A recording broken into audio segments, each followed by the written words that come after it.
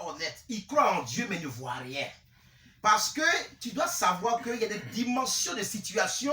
Il faut que tu entres dans le prophétique. C'est ce qui est là. Et la Bible même, c'est cela. Le Christ Jésus qui est notre modèle. Il prend 3 fois son crachat pour guérir. Ça, ce n'est pas une inspiration. C'est de la connaissance. Il fait ça 3 fois. En Marc 7, en Marc 8, en Jean 9. 3 fois. C'est-à-dire que Christ était instruit de ce que la salive qui était une semence humaine peut guérir, peut délivrer. Vous savez, les gens ne comprennent pas. Les situations sont différentes des familles les unes des autres. Il y a par exemple des familles où c'est par ce type de prière qu'on peut arriver à résoudre une situation. Quand on prend par exemple la Bible, on a Paul qui guérit avec son mouchoir. On a dans Marc 6, 13, où on voit les apôtres, si vous voulez, Christ, ses disciples, guéris avec de l'huile. Donc, vous dit que c'est important que les gens doivent comprendre qu'ils vivent des situations difficiles, ils ont la parole de Dieu, on leur sert de Dieu, mais ils n'arrivent pas à monter parce qu'il y a des liens qui sont dans leur vie qui ne quitteront jamais que par une prière faite avec les éléments de la nature au nom de Yeshua, c'est-à-dire au nom de Jésus-Christ, pour apporter la liberté.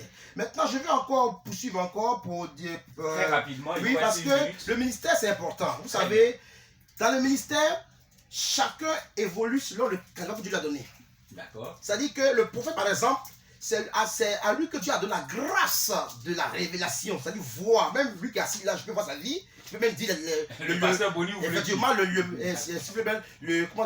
le Bakila, mais je me fais, c'est-à-dire que je mettais dessus. C'est l'homme de Dieu, c'est le prophète qui voit et à qui Dieu révèle l'action. Comme par exemple le pasteur qui dit que Dieu lui a dit, prends le sel. Le sel, c'est un élément de création. Le sel, c'est important. Bon, le temps est vraiment... non, il y a une bonne nouvelle, c'est que le directeur des programmes vient de nous accorder 15 minutes supplémentaires parce que nous avons commencé l'émission avec un peu de retard. Effectivement. Donc, il faut savoir qu'il y a des liens. Il y a des liens qui sont établis dans les familles. Vous savez, je vais par exemple parler de ce cadre-là. Dans chaque famille, il y a 2 types d'hôtels. J'appelle cela l'hôtel de dispersion et l'hôtel de protection. Par exemple... et tout ceci est biblique. Biblique. Bon, on prend par exemple dedans 11, où on parle de le mont Ebal et le mont Garizim. Le mont Garizim, c'est là qu'on se tient pour dire des bonnes paroles. Le mont Ebal, c'est là qu'on se tient pour dire des mauvaises paroles. Donc, quand par exemple un père, dans la famille, veut par exemple faire du mal, il se tient sur l'autel de dispersion et il appelle l'entité qui arrive et l'aide. Quand il veut que, par exemple, l'enfant progresse, il se tient sur l'autel de protection. Maintenant, il y a que ces enfants-là ont bénéficié des biens de cet esprit-là. Et quand ils grandissent, ils disent non que nous, on est devenus chrétiens. Mais vous savez que le monde spirituel, Dieu est juste. Dieu est le Père des esprits. C'est vous qui avez appelé l'entité. Elle est arrivée. Et l'entité vous a fait prospérer. Maintenant, il y a que on n'arrive plus à relâcher l'entité. Le Christ l'a fait dans le livre de Marc 5, où quand il est arrivé à Gadara, le fou est apparu.